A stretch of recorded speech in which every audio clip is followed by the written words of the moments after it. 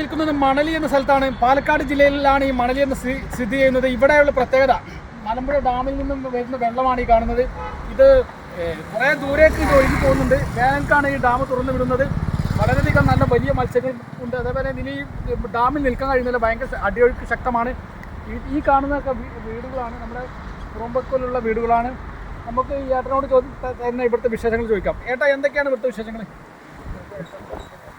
ഇവിടെ എല്ലാവരും കൂലിപ്പണിയാണ്. ഇവിടെ ഒരു 10-30 വീടുകളുണ്ട്. ഈ വീടുകൾ ഒക്കെ ഗവൺമെൻറ് ഉണ്ടാക്കിയതാ?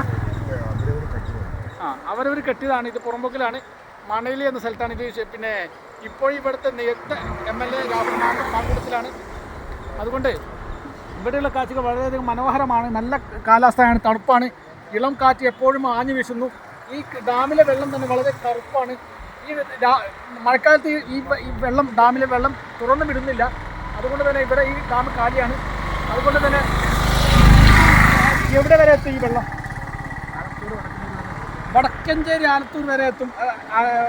വടക്കഞ്ചേരി എറണാകുളം ജില്ലയിലെ, തൃശ്ശൂർ ജില്ലയിൽ വടക്കഞ്ചേരി, പാലക്കാട് തൃശ്ശൂരിൻ്റെ ബോർഡറായ വടക്കഞ്ചേരി വരെ ഈ വെള്ളം എത്തും. അതുകൊണ്ട് തന്നെ വളരെ കൃഷിയോഗ്യമായ വെള്ളം ധാരാളം ഉള്ളത് കൊണ്ട് തന്നെ കർഷകർക്ക് വളരെയധികം പ്രയോജനമാണ്.